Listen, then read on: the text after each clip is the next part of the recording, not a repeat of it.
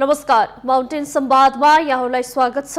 म पुष्पा पोखरेल। माउन्टेन संवादको आजको विषयमा हामी उठान गर्नेछौँ परराष्ट्र मन्त्री प्रदीप गेवाली बिहिबार मात्रै भारत भ्रमणमा जानुभएको छ। उच्च स्तरीय भ्रमणमा जानुभएको छ। यता कालापानी, लिपुलेक र लिम्पियाधुरा भूमि समेटेर नक्सा सार्वजनिक गरेको थियो नेपालले। त्यसपछि भारत निकै चिरिएको थियो र चिसिएको सम्बन्धलाई सुधार गर्नको लागि भन्दै भारतीय उच्च पदस्थहरूको नेपाल भ्रमण पनि भइरहेको थियो। यो बीचमा फेरि परराष्ट्र मन्त्री भारत भ्रमण जानुभएको छ। यस्तै 1950 को सन्धि लगायतका भारतसँग वार्ता गर्न गएको बेला धेरै कुराहरूमा सशंकित हुने गर्छन् नेपाली जनता, किनभने विगतका कुराहरूमा भारतले वार्ताको लागि बोलाउने र त्यही अनुसार आफूले आफ्नो कोल्टामा पारेर नेपाललाई जहिले पनि घाटा पुर्याएको अवस्थामा अब फेरि पनि त्यही हुने हो कि कस्तो किसिमको वार्ता गरेर आउला त नेपालले कूटनीतिक वार्ता गर्न सफल होला कि नहोला भन्ने विषयमा नेपाली जनता निकै सशंकित छन्। आज हामी यही विषयमा केन्द्रित हुनेछौँ। यो विषयमा कुरा गर्न हामीसँग लाइभमा जोडिनु हुनेछ दुईजना अतिथि। हामीसँग हुनुहुनेछ पूर्व राजदूत टङ्क कार्की, त्यस्तै राजनीतिक विश्लेषक कल्याणदेव भट्टराई। अहिले हाम्रो लाइभमा जोडिसक्नु भएको छ पूर्व राजदूत टङ्क कार्की। कार्कीजी, स्वागत छ यहाँलाई माउन्टेन संवादमा। धन्यवाद। हजुर, अब नेपाल भारत सम्बन्ध चिसिएको पनि भनिएको थियो।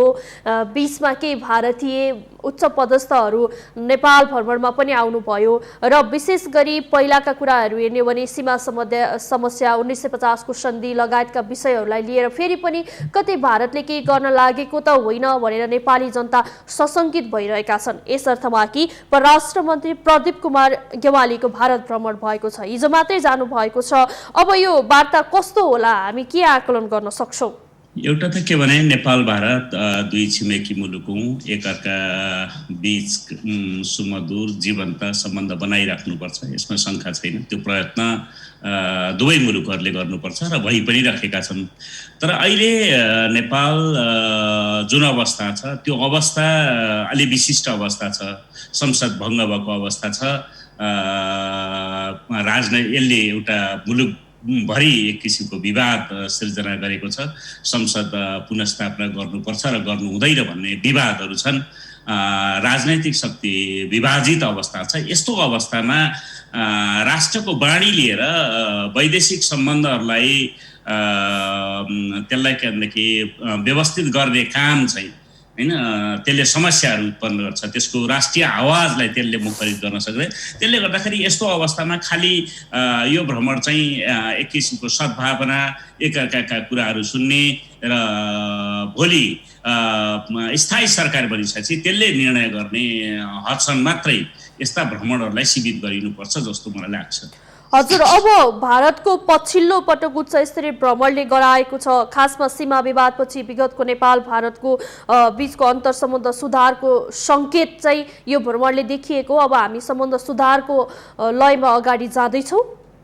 एउटा त के छ भन्नुहुन्छ भने यो बिचमा नेपाल भारत सम्बन्धको एउटा चिसोपन, खास गरेर भारतीय नाकाबन्दी पछाडि विकसित भएको चिसोपन जुन थियो, त्यो चिसोपन बिस्तारै मत्थर हुँदै गइरहेको छ र दुवै पक्षले हैन यसलाई के भनेदेखि यो सम्बन्धलाई, यो चिसोपनलाई हटाउनुपर्छ र त्यसलाई हैन पुनः पूर्ववत मित्रवत एउटा सम्बन्धमा चाहिँ स्थापित गर्नुपर्छ र सम्बन्धलाई नयाँ उचाइमा लिएर जानुपर्छ भन्ने रियलाइजेसन चाहिँ भएको छ जस्तो लाग्छ हैन। त्यसको निम्ति वातावरण क्रमशः बन्दैछ। तर नेपालको अहिलेको आन्तरिक जुन अवस्था छ त्यो आन्तरिक अवस्था हैन विभाजित नेपाली राजनीतिको परिप्रेक्ष्यमा अहिले कुनै त्यस्तो उल्लेख्य सन्धि सम्झौता गर्नुपर्ने परिस्थिति चाहिँ भने त्यो परिस्थितितिर चाहिँ जानु हुँदैन, त्यो कोर्सतिर चाहिँ जानु हुँदैन भन्ने लाग्छ मलाई।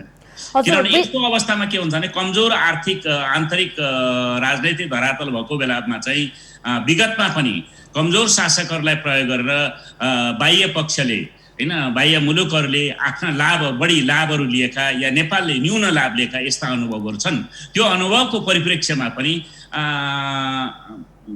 तात्कालिक रूपले त फाइदा होला, तर दीर्घकालीन रणनैतिक दृष्टिकोणले हेर्ने हो भने यो दुवै मुलुकको हितमा हुँदैन। त्यसले एउटा अविश्वासको जनस्तरमा अविश्वासको एउटा वातावरण सिर्जना गर्छ। यतातिर जानुहुन्न। स्टेबल गभर्नमेन्ट बनिसकेपछि मात्रै कुनै सन्धि सम्झौता गर्नु परेछ भने त्यतिखेर मात्रै गरिनुपर्छ भन्ने मलाई लाग्छ। हजुर, अब विगतमा पनि छिमेकी मुलुक भारतले अप्ठ्यारो परिस्थितिमा वार्ताका लागि बोलाउने, आफू पनि आउने अनि त्यसपछि त्यो केही न केही चलखेल गर्ने गरेको इतिहास नेपालीहरूसँग छ। यस हिसाबले पनि अब यो नेकपाको आन्तरिक किचलो आफैमा छ, सीमा लगायतका कुराहरू छन्। यो बीचमा जसरी भारतले उच्चस्तरीय बैठकको लागि बोलाएको छ, वार्ताको लागि बोलाएको छ, नेपाली जनता त फेरि सशङ्कित देखिन्छ नि, कतै भारतले फेरि चलखेल गर्न लागेको हो कि भनेर। अब यसमा हामी केही आधारहरू प्रस्ताउन सक्छौँ, केही छन् त्यस्तो यो चाहिँ कूटनीतिक वार्ता नै हुन्छ, भारतले पहिला जस्तो गर्न सक्दैन भन्ने? विचारहरूको आदान प्रदानसम्म हुन सक्छ, तर कुनै निष्कर्षमा पुग्ने गरिकन वार्ता हुँदैन होला र हुँदैन पनि होइन। खास गरेर नेपाली पक्ष प्रधानमन्त्री परराष्ट्र मन्त्री गेवाली यसबारेमा सचेत हुनुपर्छ जस्तो लाग्छ। र राज्य अहिले काम चलाउ सरकारमा रहेको सरकारले कुनै त्यस्तो उल्लेख्य होइन सन्धि सम्झौता गर्ने होइन त्यस्तो दिशामा जानु हुँदैन। हाम्रा अनुभवहरू, अतीतका अनुभवहरू पनि इभन भारतसँगका हाम्रा अनुभवहरू के छन् भने 1950 मा जाँदै गरेको आज कि भोलि क्यानदेखि हट्ने भनेको राणा प्रधानमन्त्रीलाई बोलाएर 1950 को ट्रिटी गरेको त्यो दुःखद अनुभूति आज पनि नेपालीहरू बिर्सिएका छैनन्। त्यसलाई करेक्सन गर्ने कुरो कहाँनिर बार उठाइरहेछ। त्यसले गर्दाखेरि यस्तो अप्ठ्यारो घडीमा जतिखेर नेपाल चाहिँ आन्तरिक विवादमा अल्झेको छ, त्यस्तो अवस्थामा त्यो सङ्कटको अवस्थामा घाँटी ग्याँक्ने काम गर्नु हुँदैन। घाँटी ग्याँक्ने कामहरूले के भने तात्कालिक रूपमा त फाइदा लिएला, तर दीर्घकालीन रणनैतिक दृष्टिकोणले हेर्ने हो भने त्यो चाहिँ घाटा सिवाय अरू केही पनि हुँदैन भन्ने इतिहासका अनुभवहरू छन्। आज पनि यथार्थ त्यही हो। त्यतातिर आजको होइन आजको दुनियाँ भनेको 1950 को दुनियाँ होइन। 1950 भन्दा धेरै अगाडि होइन बागमतीमा गङ्गामा धेरै पानी बगिसकेको छ। त्यसले गर्दाखेरि त्यो कोणबाट जानु हुँदैन। स्टेबल गभर्मेन्ट बनाएपछि मात्रै त्योसँग ठोस वार्ता गरेर केही समस्या छन् ती समस्यालाई सुल्झाउने समयको चयन चाहिँ त्यसरी गरिनुपर्छ। यो राम्रो सङ्केत होइन। हजुर, भनेपछि लामो समयदेखि रोकिएका सीमाको समस्याकै कुरा भयो, एउटा नक्सा भए पनि सार्वजनिक गर्यो, नेपालले यो ऐतिहासिक काम पनि गरेको थियो भनिएको थियो। यसो बीचमा देख्दाखेरि जहिले पनि रोटी बेटीको नाममा हेप्ने चेप्ने व्यवहार गर्दै आएको नेपाललाई पछिल्लो समय नेपालले जुन काम गरिरहेको छ यसबाट सम्बन्ध सुधारौँ अथवा सम्बन्ध नबिगारौँ भनेर के भारत डराएर सम्बन्ध सुधारका लागि आफू पनि वार्तामा आउने र नेपाललाई पनि वार्तामा बोलाउने गरेको हो? अब एउटा त के छ भन्नुहुन्छ भने अब एउटा भारत पनि त्यो विविधताले भरिपूर्ण भारत हो। एउटै आवाज छैन, अनन्त विभिन्न आवाजहरू छन्। फेरि पनि एउटा भारतीय पक्षको एउटा प्रवृत्ति चाहिँ के देखिन्छ भने उसमा त्यो ठुलदाई प्रवृत्ति चाहिँ जबरजस्त छ। एउटा होइन दुई सार्वभौमसत्ता सम्पन्न मुलुकहरू बीचको समान हैसियत, समान एउटा मित्र सम्बन्धका नर्म्सबाट हेर्ने भन्दा पनि ठुलो सानो होइन शक्तिशाली र कमजोर, धनी र गरिबको दृष्टिकोणबाट हेर्ने जुन प्रवृत्ति छ त्यो प्रवृत्तिले राष्ट्रहरू बीचको सम्बन्धलाई सुमधुर बनाउँदैन। यो रियलाइजेसन भारतमा भएको हुनुपर्छ जस्तो लाग्छ मलाई। तर के हो भने ऐन मौकामा खास मौकामा यी यस्ता जङ्सरहरूमा भारत चुकी पनि रहन्छ। खेल खेल्नलाई तात्कालिक लाभ त यस्ताले मैले अघि नै भनिहालेँ, तात्कालिक लाभ यस्ता कुराकानीहरूले लिन त सकिएला, तर के भने त्यसले दीर्घकालीन हित भने गर्दैन। यो बारेमा भारत सतर्क होला, सचेत हुनुपर्छ होला जस्तो लाग्छ मलाई। हजुर, तपाईँले यो भनिरहँदा पछिल्लो समय निकै राजनीति तरल पनि बनेको छ, गरमाएको पनि छ। यो अवस्थामा प्रधानमन्त्री केपी शर्मा ओलीले प्रतिनिधि सभा विघटन गरेसँगै भारतको उक्साहटमा प्रधानमन्त्री केपी शर्मा ओलीले प्रतिनिधि सभा विघटन गरेको भन्ने आरोप पनि लाग्ने गरेको छ। के हो त, के छ यहाँको बुझाइ यसमा? म अहिले यतातिर त्यो आरोपमा एक्सटर्नल पक्षलाई किन घिसारिहाल्नुपर्छ मलाई लाग्दैन। तर के हो भने हाम्रा सम्बन्धहरू होइन यस्तो बेला के संसदको विघटन भइरहेछ जतिखेर चाहिँ होइन नेपालभित्र चाहिँ आन्तरिक विवादहरू चर्किरहेको बेलामा होइन यो भारतको सक्रियता देख्दाखेरि कसैलाई त्यो लागेको पनि हुनसक्छ होइन, त्यो लाग्नु नै हुँदैन भन्ने। तर यतातिर यथार्थ के हो यसबारेमा होइन हामीले अहिले त्यो ओपिनियन बनाउने भन्दा नि त्यतातिर हामीले सोच्ने भन्दाखेरि नि हामीले अहिलेको सन्दर्भमा नेपाल भारत सम्बन्धलाई कसरी होइन अगाडि बढाउने त्यो दिशामा चाहिँ सोच्नु राम्रो हुन्छ। तर अहिलेलाई नि निर्णय गरिहाल्ने चाहिँ हैसियत सरकारको छैन, किनभने यो सरकार चाहिँ काम चलाउ सरकार हो।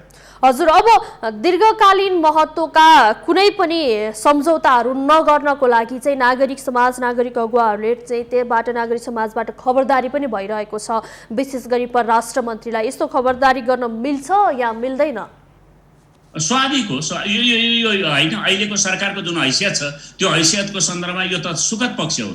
नेपालको नागरिक समाज, राजनैतिक शक्ति सबैतिरबाट होइन यसलाई के भन्दाखेरि यो पक्षमा अहिले नै होइन यो सरकारले चाहिँ सन्धि सम्झौता गर्ने गरिकन वार्ता अगाडि बढाउनुपर्छ, द्विपक्षीय वार्तालाई अगाडि बढाउनुपर्छ भन्ने पक्षमा नेपालको राजनैतिक शक्ति छैन, होइन नागरिक समाज छैन, सिङ्गो समाज छैन, होइन त्यसले गर्दाखेरि त्यो आवाजलाई सम्भवतः होइन सरकारले र परराष्ट्र मन्त्रीले नि बुझेको हुनुपर्छ भन्ने म ठान्छु। हजुर, अब भर्खर मात्रै पनि जनता सशङ्कित हुनुपर्ने आधार के देखिन्छ भने एकहोरो रूपमा इन्टरभ्यू अथवा अन्तर्वार्ताको लागि पहल गर्यो भारतले, र भारतको एउटा कुनै समाचार संस्था, सञ्चार माध्यमले त्यसपछि नेपालमा आएर प्रधानमन्त्री केपी शर्मा ओलीको उसले अन्तर्वार्ता लियो। अन्तर्वार्ता लिइसकेपछि सगरमाथा बेस क्याम्पको विषयलाई लिएर सगरमाथा भारतको नाम परिवर्तन हुनुपर्छ भन्ने जस्तो काम गरेर एउटा अफवाह फैलायो। नेपालको गौरवमाथि नै यस्तो किसिमको अफवाह फैलाइरहेको छ। यो बीचमा यति छिटै यो काम गरिरहँदा उसले यो भ्रमणमा पनि कतै उसले चलखेल गरेको हो भन्ने आधार त देखिन्छ नि, चलखेल गर्छ कि भन्ने। मिडियालाई सरकारसँग सोझै गाँच्नुपर्छ भन्ने पनि होइन, गाँसिँदैन भन्ने कुरो पनि होइन।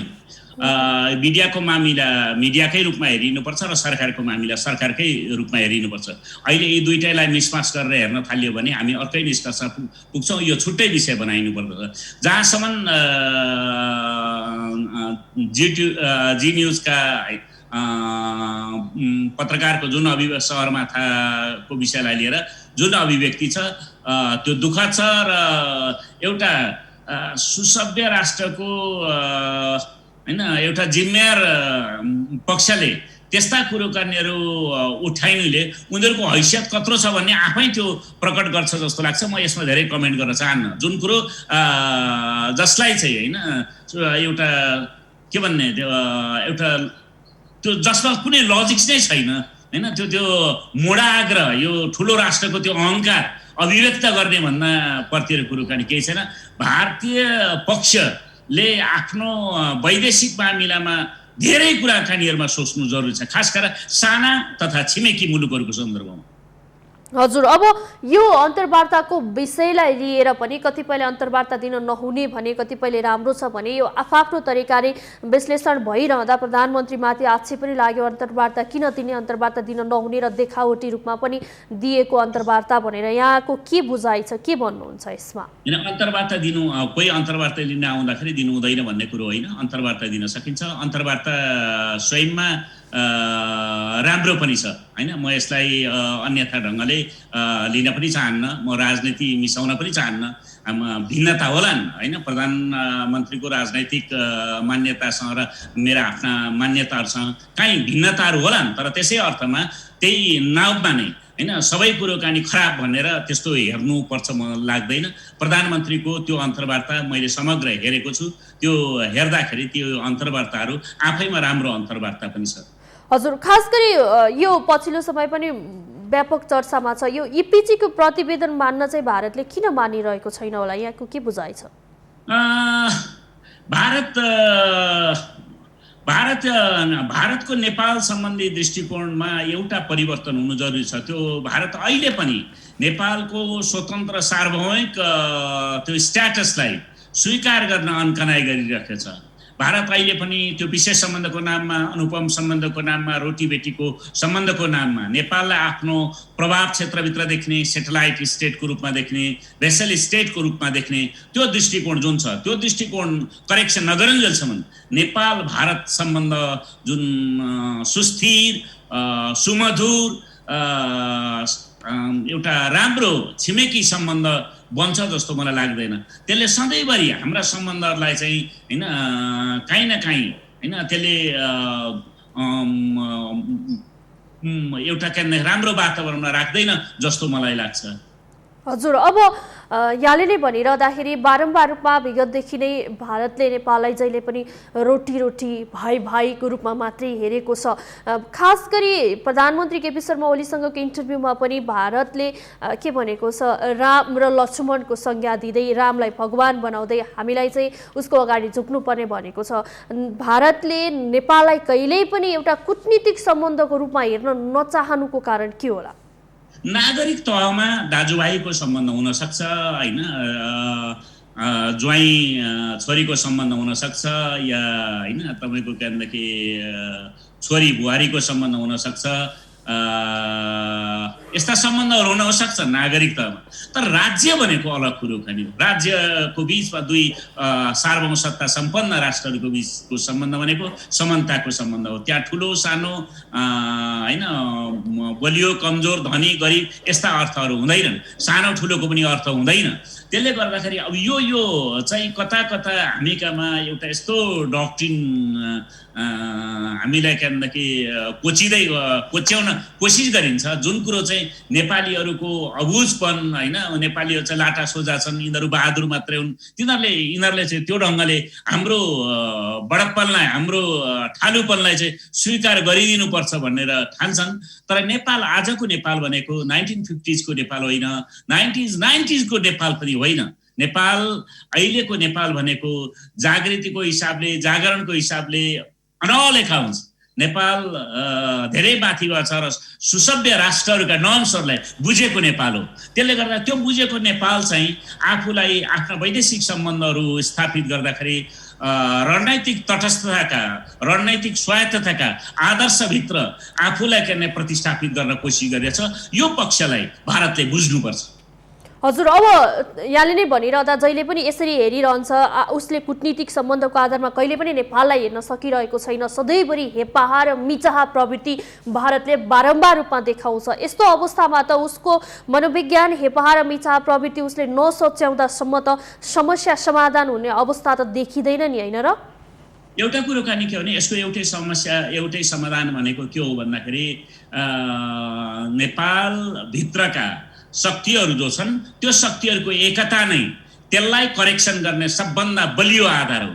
हामी भित्र डिभाइड एन्ड रुल गर्ने होइन, हिजो ब्रिटिसकालीन नर्म्सहरूले आज पनि त्यसबाट हामीले पिण्ड छुटाइसकेका छैनौँ। हामीसँगको त्यो व्यवहारबाट होइन हामी मुक्त भइसकेका छौँ। त्यसले गर्दाखेरि हामीले खास गरेर वैदेशिक मामिलामा नेपालमा चाहे नेपाली कङ्ग्रेस होस्, नेकपा होस्,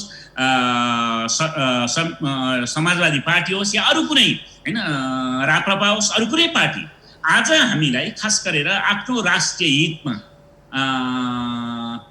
समझदारी एकता, त्यो सुदृढ एकता त्यो जरुरी छ। त्यसको बलबाट मात्रै हामी बाह्य यस्ता गलत पक्षहरूलाई करेक्सन गर्ने आन्तरिक ताकत चाहिँ हामी निर्माण गर्न सक्छौँ।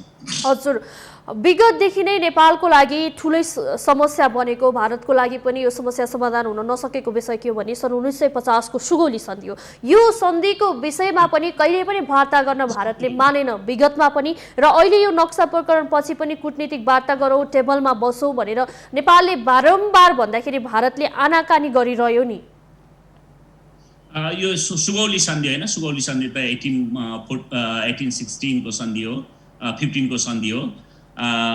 यो सन्धि भनेको चाहिँ 1950 को सन्धि हो। 1950 को सन्धि नेपालले यो बारेमा कुरो उठाउने सबैभन्दा पहिलो कुरो उठाएका भने प्रधानमन्त्री मनमोहन अधिकारीले हो।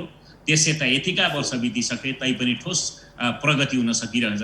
त्यसमा कहाँ समस्या रहे यसलाई होइन, यो इतिहासको यो समस्यालाई पनि हामीले अब स्थिति कहाँ छन् भने दुवै पक्षले स्वीकार गरिसकेको साझा डकुमेन्टसम्म त इपिजेको त्यो रिपोर्टसम्म त भारतले आनाकानी गरिरहेको जुन परिस्थिति छ त्यसले अझै दालमा कुछाए भन्ने चाहिँ देखाउँछ। अब विगतमा पनि नेपालमा जब समस्या आउँछ, जब अप्ठ्यारो परिस्थिति आउँछ, भारतले आफ्नो स्वरूप देखाउने प्रवृत्ति भइहाल्छ, सुरु हुन्छ। नाकाबन्दी लगायतका कुनै पनि समस्यामा भारतले आफूलाई, नेपाललाई जहिले पनि अप्ठ्यारो परिस्थितिमा पारेको जस्तो देखिन्छ। कहिले पनि सार्वभौम मुलुकको रूपमा हेर्दैन। अर्को चिन्ता पनि उसलाई के छ भने एकलौटी रूपमा जब नेपालले आफ्नो सार्वभौम डिसिजन गर्न थाल्छ, चाइनाको सपोर्ट लियो भनेर गर्जिन्छ। यो नक्सा प्रकरणमा पनि भारत चाइनाको सपोर्ट लिएर भारतलाई टाढा बनायो, दाइलाई हेप्यो भन्ने प्रवृत्ति देखायो कि एउटा सार्वभौम मुलुकले आफ्नो देशको हितमा काम गर्न पाउँदैन? जरुर, किन नपाउने हैन। भारतले के कुरो कानी बुझ्नु पनि जरुरी छ भन्दाखेरि गएको नाकाबन्दीकै सेरोफेरोमा हेर्दाखेरि नेपाली समाज भनेको रिजिलियन्ट समाज पनि हो। यो यसमा प्रचुर त्यो प्रतिरोधी क्षमता पनि छ भन्ने कुरो कानी सम्भवतः भारतले बुझेको हुनुपर्छ जस्तो लाग्छ। जहाँसम्म बायोलेटरल इस्युजमा जब हामीसँग विवाद हुन्छन् भने त्यो विवादमा तेस्रो मुलुकलाई मुछेर उसको तागत बलियो हुन्छ जस्तो यो अर्को मूर्खता हो जस्तो लाग्छ। जस्तो भनौँ न, गएकै लिपुले कालापानी लिम्पियाधुरा डिबेटमै पनि जसरी चाइनालाई यसमा ड्र्याग गर्ने काम गरे, अन्ततः उनीहरू आफैले माफी माग्नुपर्ने स्थिति आयो। अब यो सँगसँगै जस्तो आयात निर्यातका कुराहरूमा पनि, भन्सारका कुराहरूमा पनि भारतकोबाट आउने सामग्रीहरू नेपालमा निर्बाध रूपमा आउन सक्छन्। तर नेपालबाट भारत जाने सामानहरूको लागि चाहिँ भारतले हजारचोटि सोधेर, हजारचोटि सोचेर र त्यसलाई निर्बाध रूपमा जाने वातावरण पनि बनाउन दिएको छैन नि। यो पनि त निर्बाध रूपमा हुनुपर्ने होइन? विकास निर्माणका कुरा गर्ने हो भने त। अलिक अगाडि एसटिमनीको मैले एउटा लेख पढेको थिएँ। उनीहरू आफै, भारतीयहरू आफै पनि यो असमान आर्थिक सम्बन्ध जुन छ त्यो सम्बन्धलाई करेक्सन गर्नुपर्छ। यो नेपाली जनभावनालाई भारत मैत्री बनाउनको निम्ति यो प्रतिकूल छ भनेर उनीहरू आफै कमेन्ट गरिरहेछन्, उनीहरू आफै टिप्पणी गरिरहेछन्, उनीहरू आफै आवाजहरू उठाइरहेका छन्। त्यसले गर्दाखेरि यो असमान जुन सम्बन्ध छ, ठुलो राष्ट्रको, शक्तिशाली राष्ट्रको नामबाट एउटा सानो कमजोर आन्तरिक रूपले व्यवस्थित हुने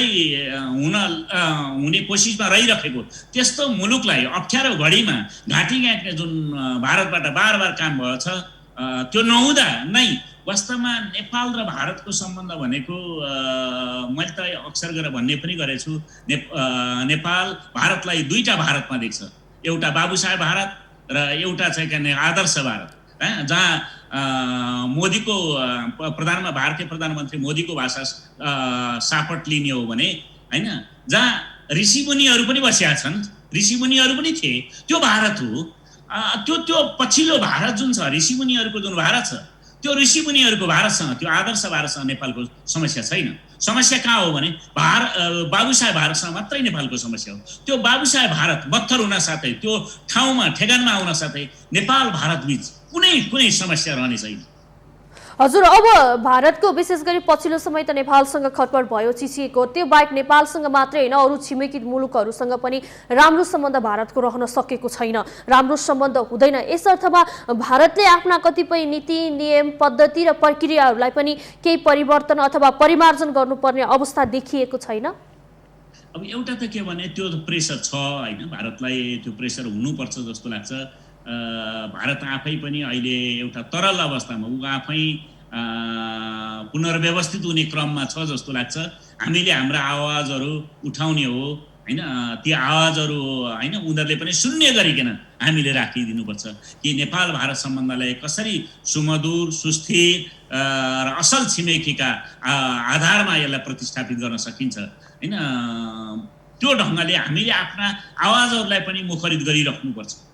हजुर, अब यो जसरी परराष्ट्र मन्त्रीको भारत भ्रमण भएको छ हिजो मात्रै, यो विषयलाई लिएर के पनि भनिएको छ भने विश्लेषण नेपाली राजनीतिमा अथवा नेपाली समाजमा के पनि हुन्छ भने भारत सरकार अहिले कम्युनिस्टहरू नेपालमा भएको देख्न चाहँदैन भनिन्छ। अर्कोतर्फ फेरि यो मन्त्रीको भ्रमणले चाहिँ अहिले भइरहेको राजनीतिक अस्थिरतालाई समाधान गर्ने विश्लेषण पनि भइरहेको छ। अब यसमा त फेरि अर्को दुईटा कन्फ्युजिङ देखियो नि त। एउटा कुन मुलुकमा कुन सरकार रहने भने भारतमा काङ्ग्रेस आएको सरकार रहनुपर्छ या बिजेपीको सरकार, यो हाम्रो चासो होइन, भारतीय जनताको चासो।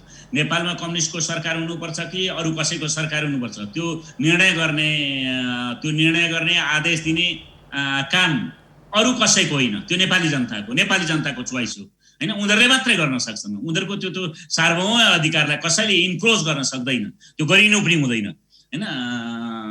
अब एउटा के छ भने आजको दुनियाँ, आज हामी कस्तो दुनियाँमा जाने होइन। आज संसारै के छ भन्नुहुन्छ भने एउटा पुनर्व्यवस्थित रिसेटिङको एउटा कोर्समा गइरहेछ।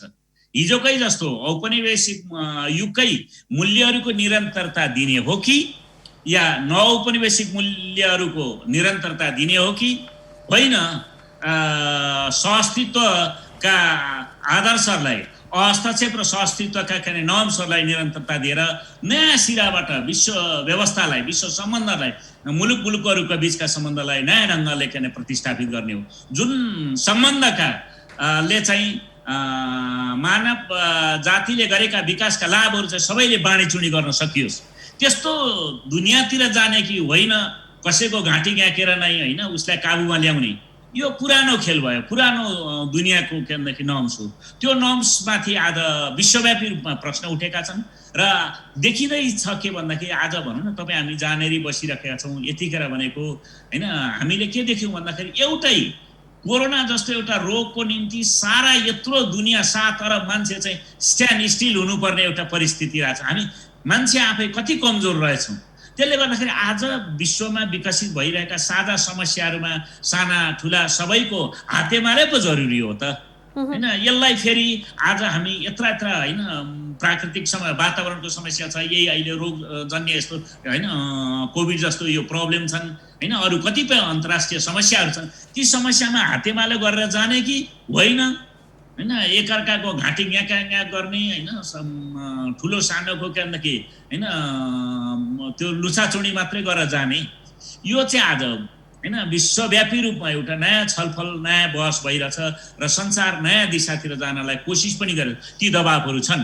त्यसले गर्दाखेरि मलाई लाग्छ कि भारत आफै पनि यस दिशामा पनि होइन सोच चिन्तन गरेको होला, गर्दै होला भन्ने हामी अपेक्षा गर्छौँ र होइन सोच्छौँ पनि। हस्, यहाँको महत्त्वपूर्ण समय र संवादका लागि यहाँलाई विशेष धन्यवाद। Thank you. दर्शकबिन, उहाँ हुनुहुन्थ्यो पूर्व राजदूत टङ्क कार्की। हामीले परराष्ट्र मन्त्री प्रदीप गेवाली हिजो मात्रै भारत भ्रमणमा जानुभएको छ। यो भ्रमणको औचित्यदेखि के भइरहेको समस्या समाधान होला त, कूटनीतिक वार्ता गर्न भारत तयार होला कि नहोला, यही विषयमा केन्द्रित रह्यो। यो सँगै आजको कार्यक्रमको निर्धारित समय सकिएको छ। म प्रस्तोता पुष्पा पोखरेल पनि बिदा हुन चाहन्छु। सत्य, तथ्य र निष्पक्ष समाचारका लागि हेर्दै रहनुहोला माउन्टेन टेलिभिजन। नमस्कार।